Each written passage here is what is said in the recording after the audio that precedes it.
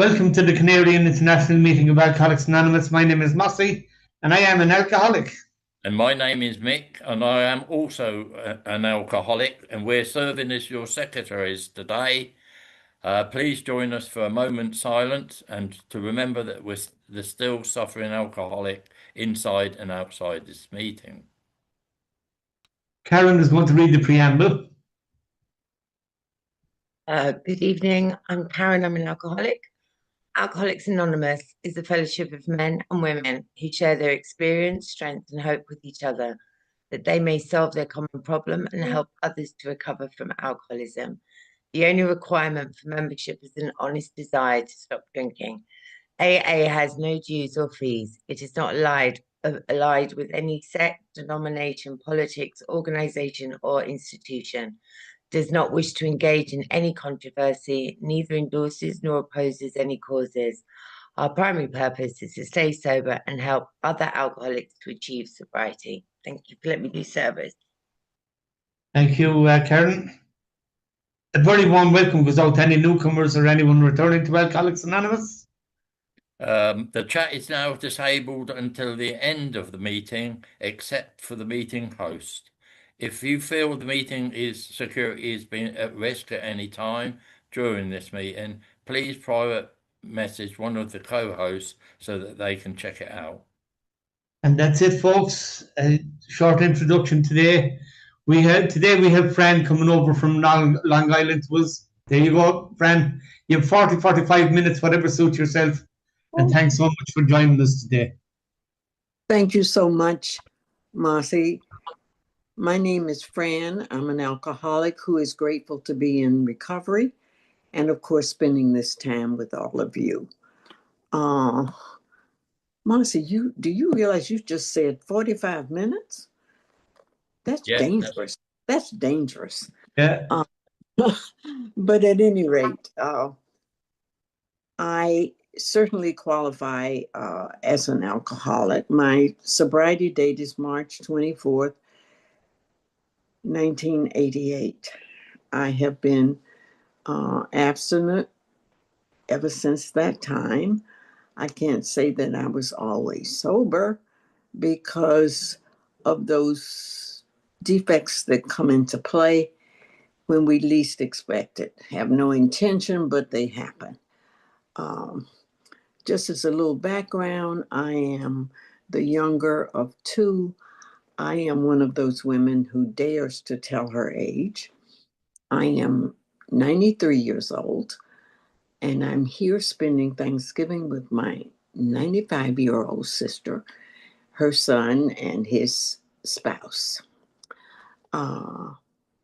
It is truly a blessing because I'm here compliments of Alcoholics Anonymous. And I probably will sound like I'm jumping all around because I will be. When you've lived this long, you lose track of where you are and you go back. But I can acknowledge that now. I'm not one of those perfect ones. And the beauty of being in this program is that I can laugh at myself. That's one of the greatest things in the world, because all those years that I was drinking and considering myself perfect, I was horrified if I made a mistake. Now, I realize that mistakes happen and we survive if we're willing to deal with whatever it is. I am the younger of two, born in the country's depression, and I have remnants of that all these years later. My parents separated and subsequently divorced, something unheard of at the time, because you didn't dare get a divorce. You stayed together for the sake of the children, when in fact you were messing them up more than you would have been it's more difficult for them staying together in all of the confusion than separating / divorcing. But nevertheless, my sister and I were fortunate ones in that despite the separation, my mother was a custodial parent, and my father was very much involved. They did what, the buzzword now is they co-parented. And I realize it's really funny. My sister and I laugh about today's buzzwords and recognize that we were those children, the latchkey children, the single parent home, the this, that, and the other. And oddly enough, we did very well, except that we became alcoholic. But the important thing is that I eventually found Alcoholics Anonymous and am grateful that my higher power saw fit to get me into these rooms. Went through school, did well all the way through. And there was that tendency to feel different. I learned once I got here that I had been feeling different all my life, different in the sense of Daddy didn't live with us, and all of our friends had both parents in their homes. My sister and I were good students, and there were those who sort of bullied us because we did well, but those were the breaks. And I eventually was at college, and back in those days, just as for instance, I finished college in 1953. Something before some of you were born. But at any rate, pardon me, Eric, would you close the door, please? Pardon me, I was asking my nephew to close the door.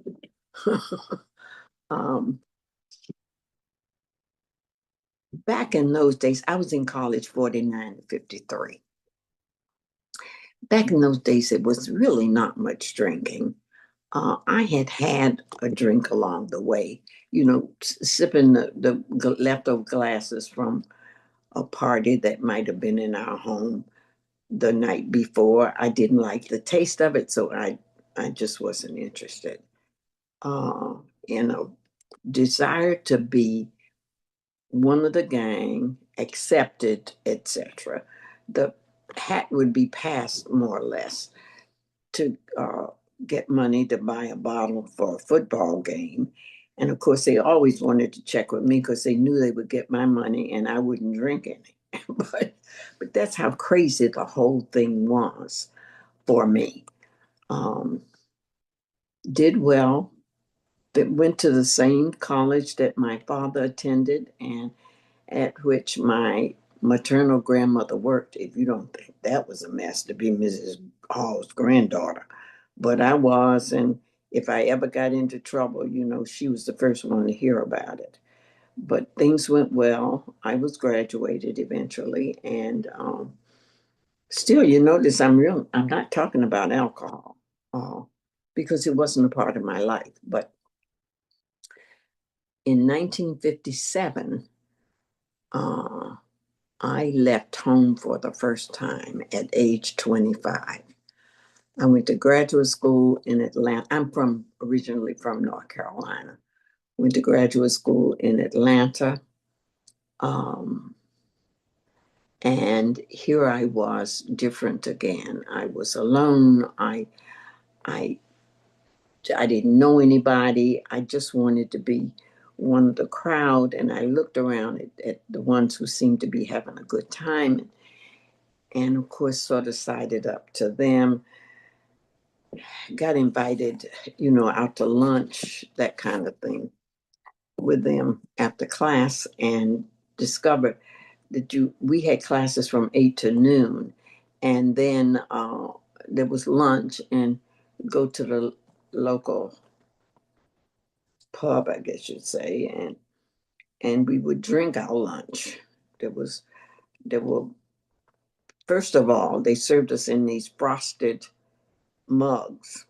We stole so many, they stopped serving us in those and started serving the beer in pitchers with paper cups. Uh, and it's amazing how I was defiant in terms of not drinking, feeling as if I were not drinking for so many years, denying it, I should say. And I found out when I came into Alcoholics Anonymous that I would leave lunch, go home for an afternoon nap, when in fact I was passing out. That was my first drunk of the day. And back in those days, before all the technology, we actually went to the library. So after dinner, we would go to the library and work on papers, do research, etc. And I think the library closed maybe around 10 o'clock. And we would then go out to drink the browns. And that was the second one of the day, I found out once I got here. I just am so concerned / upset at the denial aspect of it. But that's the way it was. And that was then, this is now. I learned a different way of living, compliments of my higher power and Alcoholics Anonymous, so that I need not wallow in what I was doing then, because I don't do that today. I just had my third latte of the morning, so that's good enough. So fast forward. In the second year, this is back, I was in graduate school 1957 to 59. And at that time, it was a 2-year program in social work. And in 1957, Atlanta did not have enough Black social agencies to accommodate 2 classes for internships. So the second year class was sent out all over the country. That's how I got to Philadelphia. I was sent to Philadelphia to stay 6 months in 1958. And I think, according to the calendar, it's 2025 now. But at any rate, I was sent there to do a practicum. And before I went back to school to finish the thesis and seminars and so forth, the director of the department there offered me a job for July 1 when I was graduated. So I was so naive, I didn't realize I was educating myself away from home. I just was going to school. But at that time, in 1959, when I was graduated, there might have been 1 or 2 Black medical social workers in the state of North Carolina. So there was no job for me. And I went back to Philadelphia, and I've been here ever since.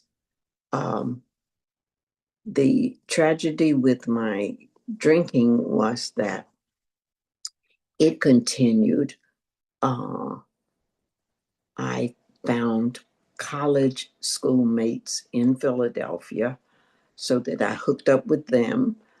And back in those days, in the late 50s, early 60s, it was the thing, the drink in one hand and the cigarette in the other. But there was a problem. I was doing well in my job, which made me think nothing was wrong. Because of my twisted mind, through alcoholism, I could find every reason in the world not to stop drinking. So at any rate, I continued to drink, continued to do well in my work. Another thing I really think is important for me to mention is that all these things I've mentioned to you that I learned as a result of being in Alcoholics Anonymous is that business of relationships and being able to sustain relationships. I had loads of friends, loads of suitors, but I always had what I called a dead-ended relationship. I just was not involved in a relationship that would go anywhere. It was just a fun kind of thing. And of course my family was disturbed. You know, I got to 30 and was still single. And of course they wanted to know what was wrong with me at that point. I'm an old maid. But in reality, I was having the time of my life. And saw no reason to do that. But anyhow, I eventually got tired of them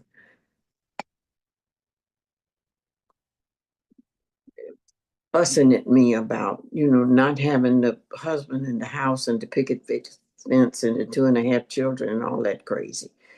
And I was at a conference in Pittsburgh, and a friend from Philadelphia was there and asked me if I was dating anybody. And I said no. And she said there was somebody she wanted me to meet.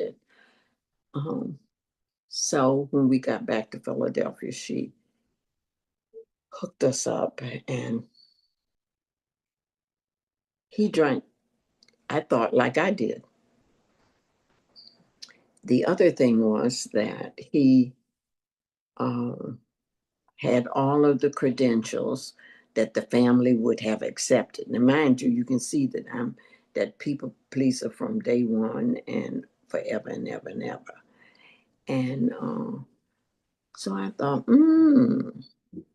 here is somebody that might be a likely husband.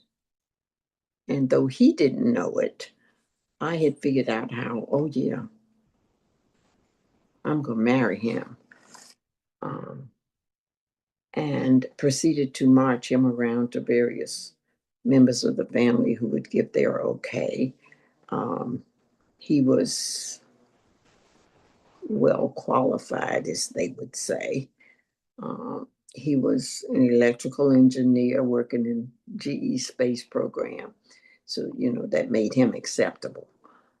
But the one thing that I overlooked, I who am schooled in family dynamics, etc., and all of that, I overlooked the fact that I had already decided I was going to marry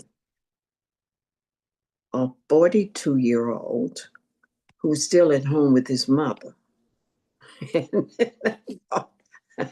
But anyway, 1 year and 1 day after I met him, we got married. And I knew in the first 6 weeks that this was not going to work. I knew it wasn't going to work. But, I'm in the business of fixing things. My parents have been divorced. I can't do this. I'm going to make this thing work. And so 5 years later, when I am at that point heavily into my alcoholism, I decide he's a good guy. I'm really an all right girl, except I drink too much. And we just don't need to be together. So I asked for separation to look after this. And he allowed his house. Why would you get a separation? Why don't you just get a divorce? In his anger, he made that statement. And so the next morning, I just called my friend, the lawyer, and got things going. Never let it be said now that I would be out on a limb by myself. I had somebody in the wings who would, be my women have arm candy too, even though they don't always acknowledge it. But we have notches in our belts. Let's face it. And I don't deny it. I had all the notches, and somebody was always on mine, or I was on somebody's shoulder, but I mean arm. But I told you I had dead-ended relationships, but I had them. And of course, I had this person in the wings, and life went on. I'm still moving up in my career. Faculty appointments in social work and the medical school, all that kind of stuff. All the things that make that outside stuff that makes everything look all right when inside, I was just as hollow and empty as I could be. And you know that feeling. You as alcoholics know that feeling. And so at any rate, he after a bit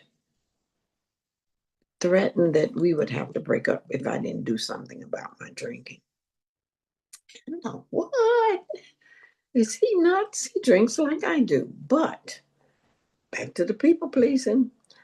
I went to a woman, a neighbor that I knew who did not drink. And I asked her, how did she do that? And it turned out that she was in Alcoholics Anonymous, and she took me to a few meetings. I have no idea how many I went to, but I went to enough to know I was not as bad as you people, and thank you very much. I'll do this on my own. Still my way. And so I proceeded to do something I would not wish on my worst enemy. I stayed dry without a program, because I had never surrendered, without a program for 5 years. It was awful. I was angry, I was irritable, all of that stuff, discontent. And in the middle of it, he and I were married. And I always love to say, back to being able to laugh at myself. They talk about no such thing as an ugly bride. Trust me, there is. Because I was so mad, I didn't know what to do. Everybody's having a good time pouring their drinks, and I got some tonic or some seltzer or something, angry. But I went through it. And a couple of years later, we decided, because of our ages, that we needed a tax shelter and bought a house. And this is how the disease works on me. We talk about slips. Well, it doesn't happen when you pour the drink. You really have worked up to it. We bought this house. There was a, the settlement and all that business. And I was thinking, again, how very sick the alcoholic in me was. That, and I worked in physical health. So I hadn't had a drink in 5 years. So if I were an alcoholic, I would have a cure. Isn't that what they say about cancer or whatever? If you haven't had a recurrence in 5 years of whatever it is, it's considered a cure. Well, that was my thinking. So I proceeded to go to the state store and ask the man to pick out a bottle of champagne. I wanted top shelf champagne. Mind you, I don't even like champagne, but that's what you're supposed to do when you are celebrating. So I bought this top shelf champagne. And when we went by the house after the settlement, I had already gotten the stemware, because you have to have the proper glass with whatever you're drinking. And things were packed up, but I did that whole business with the stemware, the beautiful crystal stemware, and poured this champagne, and my husband, looking back on it, was horrified as I poured that, drank that. And it took me 12 years to get to Alcoholics Anonymous from that drink of champagne. I did all the things the book talks about and that you all share in meetings. I, went from, this is another thing, the insanity. I never had a drink of scotch after that business with giving up the drink for those 5 years. And I've not had any scotch since then because that was my drink of choice. So I went from maybe gin or bourbon to wine to beer to wine to whatever, making those different choices because maybe they wouldn't make me drunk. And of course, let's face it, if you drink enough of anything, you're going to get drunk. But I was hiding it, and my husband at that time was very much concerned about the drinking and had spoken about it a number of times. And I just said, I don't have a problem. If anything, you got a problem. That pointing the finger and the three pointing back at me. And so this went on, and the day came when I say he threatened me. I learned some 36 years later in an Alcoholics Anonymous meeting that he did not threaten me. I heard a man talk about the exchange with his wife when he called her to say that he just didn't see how he could do this anymore. He really needed to get some help. And her reply was, yes, you do, because I don't know how I can take this. And his comment was, she had threatened me. That was a plea.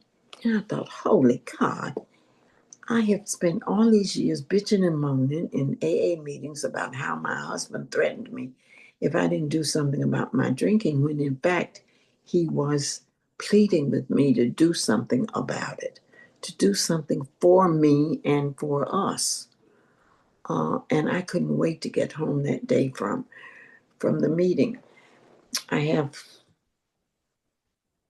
a container on my dresser that has some of his ashes, and I just went there and put my hand on it and asked him to forgive me for having talked about him so badly and not understood that he wanted some help for the two of us.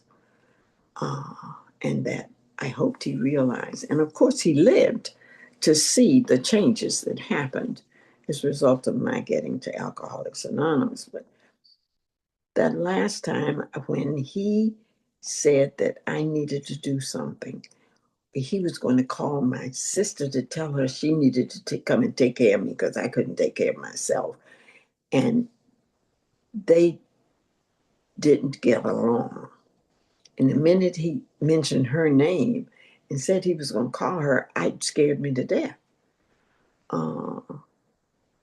And I got up, back in those days, the yellow pages, I got up and went to the phone book looking for AA, and I couldn't find it. I was frantic. And again, I have a higher power who takes care of me when I obviously don't know what to do for myself. And said, dummy, look up Alcoholics Anonymous, which I did. And of course, there was the number. I called, and that angel on the other end of the line. Wanted to know if she could help me. And I told her yes. I had a problem. I was having problems at home. And she asked me where I lived, and I told her, and she told me, oh, then you can go just not far from you, up the street to the Flower Town Center. And I did what I'm sure you've heard in these rooms. Oh, no, I can't go there. I might know somebody. And she said, well, now in the other direction, you can go up to Chestnut Hill. There's a meeting there at 8 o'clock. And I said, well, it's 6 in one hand and half a dozen in the other. I'll know somebody there too. And she said, now just calm down. It's okay. If you see somebody who you know they're there for the same reason you are. So you don't have to be upset about that. And I just, my husband was downstairs in the rec room, and I went down and I told him that I was going to go to an AA meeting that evening. And now I've been passing that community center. I have been passing it for 50 years. And I had him to take me on a dry run to see exactly where I was going, because I didn't want to get lost. I am navigationally impaired. And so, and this is before GPS. So we went up to check that out. And that evening, I climbed those steps and I went to my first meeting. I walked in, and there were a man and a lady there getting set up. And I'm sure newbie was in neon across my forehead. And they welcomed me and talked and wanted to know what had brought me there. And I told them, and because I was a walk-in, I had not had rehab anything. And he said, well, perhaps it would be well for you to go to 90 meetings in 90 days. And I said, I can't do this at this time. I just was a flood. I'm crying so, and I can't do that. I'm trying to save this. I'm pointing to my rings, and I got a job. I'm trying to keep up that. And they said, just everybody, it was amazing how calming members of Alcoholics Anonymous can be to the newcomer. And that was what happened. He got me calmed down. He wanted to know, where did I live? Where did I work? Get me into a room, which he did for 6 o'clock. I could get there, go to a 6 o'clock meeting, and then be home. And of course, 6 o'clock was the witching hour for me. My body was programmed to pour the first drink at 6 o'clock. And at that time, I was hiding it. But I said, okay, I got home. I told my husband what had happened and the suggestion that I stop and that I go there at 6 o'clock the next day. How's my time going? So. Okay, you have another 10 minutes. Okay. Or so more. I'm going to try to speed up. I went to the meeting. I was frightened. It was an area that I didn't know how I would be accepted. And when I walked in, my higher power again is looking after me. And this person put her hand on my arm and said, hi, didn't I see you last night at Serendipity? And it was a woman who had spoken at my first meeting. And I thought, oh. She said, come on, sit down here with us. And the place that I was afraid to go to, it's a place that nurtured me for the next 10 years. I was resistant to getting a sponsor because there was nobody good enough to tell me what to do. There was still that, just, I don't know. Yes, I had surrender to the fact that I was alcoholic. But no, I was not ready to do everything you said. And it was over a year before I got a sponsor, but I had women that they didn't know they were sponsoring me, but they really were. They were the ones that I would go to talk to after meetings or to give them a call and ask questions, that kind of thing. But at any rate, I had my first drunk dream, and I was so scared. Within a matter of hours, I had a sponsor who stuck with me for the next 35 years. It just is unbelievable what happens in this program if we are willing. I tell you, I embraced it with what all that only the dying can do. I can't give you page numbers and all that stuff, but I can say to you that I knew that if I didn't do the work, what is it? If you want what we have, you'll do what we do. Now, granted, that's a cliche, but there are parts in literature that point out that you are models for the newcomer. And so I dove in with all 4 feet. I was involved in service, and I learned that service is not always speaking or chairing a meeting or this and that, just sitting in a chair on a regular basis, or speaking to someone before or after the meeting. That's service. Back in the day, washing ashtrays, I was insulted at that first meeting that the lady suggested that I wash ashtrays. So who the hell does she think she is? I pay somebody to wash my ashtrays. I'm not washing ashtrays for these people. And that arrogance, that just AA insanity. But I learned what I call my 1, 2, 3 waltz. I learned I can't, you can, I'll let you. And the day that I said that 3rd step prayer and meant it, gave me a freedom to move on to 4 through 9. I had done the give up in 1, 2, 3.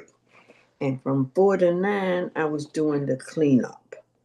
And it was not always easy, but I had guidance from a sponsor who felt that I could do it and showed me the way.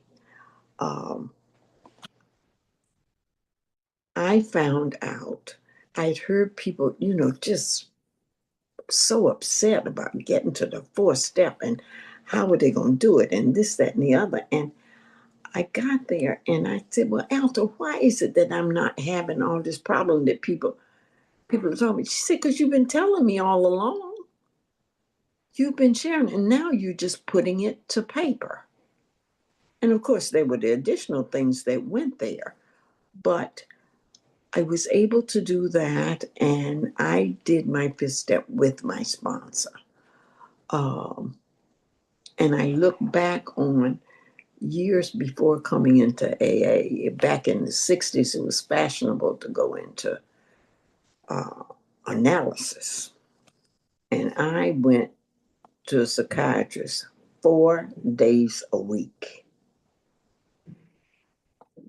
The appointment was at 7 a.m.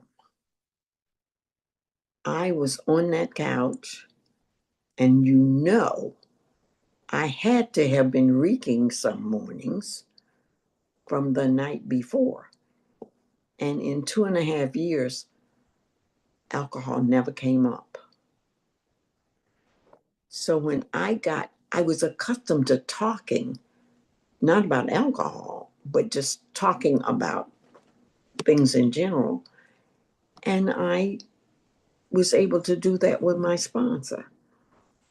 And she was extremely helpful in that. So I got through the fourth and fifth steps. Difficult at 6 and 7. Difficult because I realized that what you were calling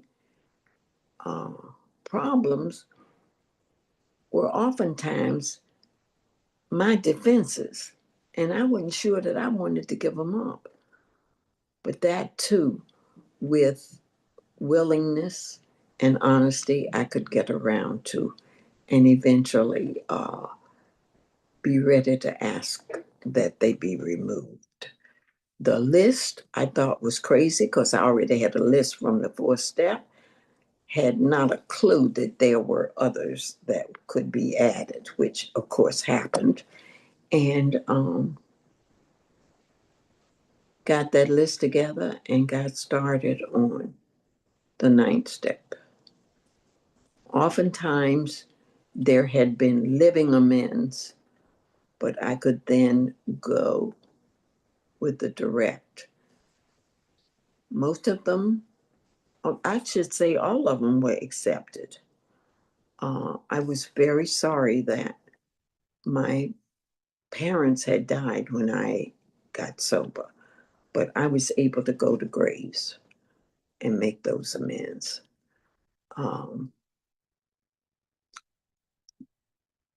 I feel as if having done that, I could then move into the, as I said, I had been to the give up and the clean up. So now I'm moving to the keep up with the 10th, 11th, and 12th.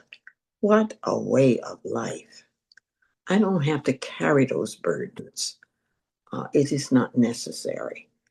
I can get rid of it right away because you all taught me how to do that. I got these steps. I got that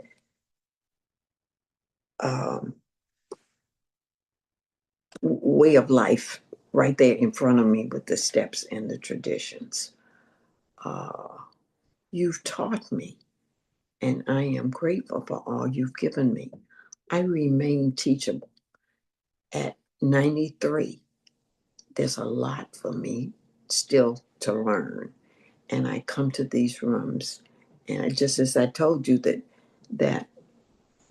that business of the friend who talked about his wife pleading, not threatening. It sounds like an oversimplification, but trust me, that was a big deal for me. And there are little things like that that I get from coming to these rooms and to recognize that you are here to help me. You don't want to hurt me. I can rely on you. I can, there are those that I can pick up the phone and call or write. Everybody should have it so good. I look, I look at this platform, thank God. And just as a I guess a closing, I spoke of having gotten through the steps. I would like to think that today I lived the steps. Things happen, and I want to know which step would help me with this. I had my worst 5 years as a sober woman in AA, and I could not have gotten through them without you, because at no time did I ever think about a drink. And each one would have been grounds for me to go under. I had bilateral knee replacements a week apart in October of 2016. My niece was at the house helping my husband while I was in the hospital and in rehab, and that blew up. He was beginning to slip and didn't like the idea of somebody, quote, doing for him when he could do for himself. But she stuck it out. And then 6 months later, he was gone. I was 85 years old. First time I'd ever been alone. And it was Alcoholics Anonymous. They got me through that.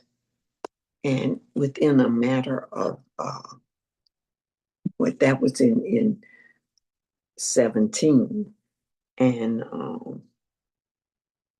I realized that what the next year I had these symptoms, went to the doctor, eventually found out that I had bladder cancer, got into treatment for that.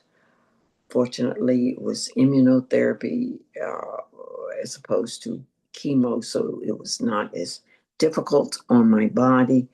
And then I looked up on being in a clinical trial. When you see those ads for Keytruda, I'm one of the guinea pigs. It worked. So that was taken care of. The pandemic, I was in, confined to the house. But look, I have this platform, and all of you.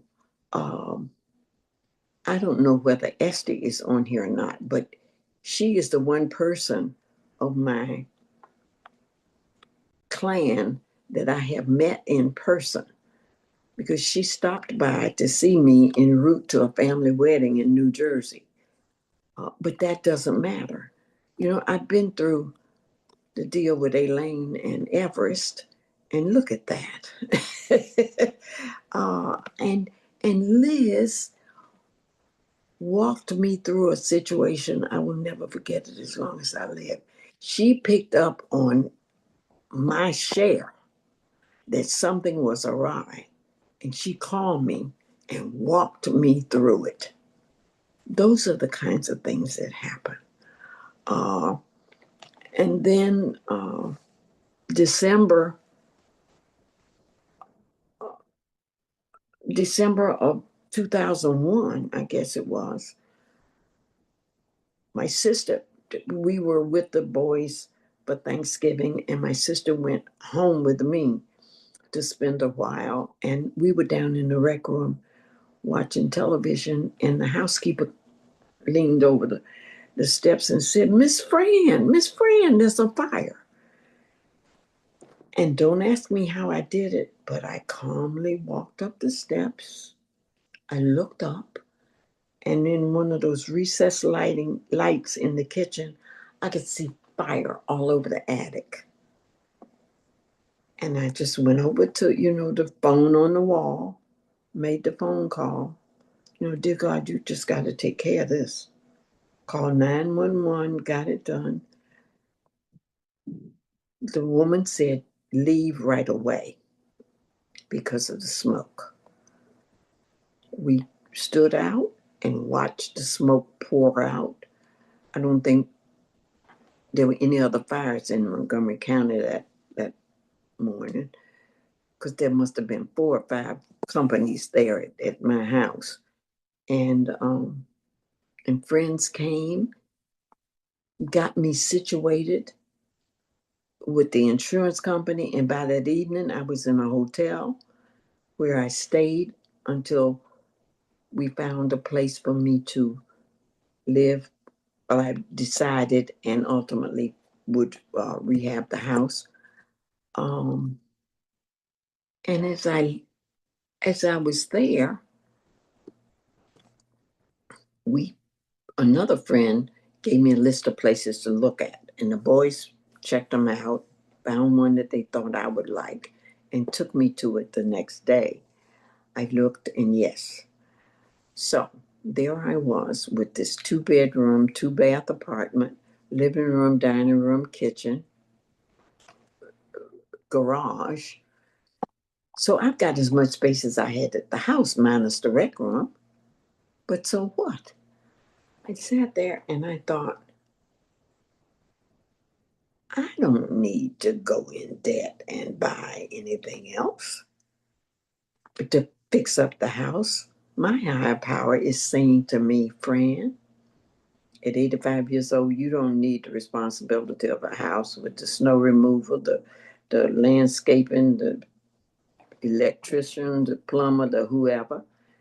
And I decided that Oreo, my cat, and I could stay right there in that apartment. And there would be the manager that I could call to say, the sink is clogged up. And I didn't have to worry about the plumber. So again, an oversimplification, but these are the things that I learned as a result of being in these rooms and seeing what you have gone through and knowing that I can do it too. And the important thing is I can do it without a drink. At no point during all of this did I ever think about a drink. It was not on the radar. I learned, I came, I saw, and you all helped me conquer this awful, awful ogre. With the help of my higher power, the steps, traditions, and concepts of Alcoholics Anonymous, and all of you, I have a life today.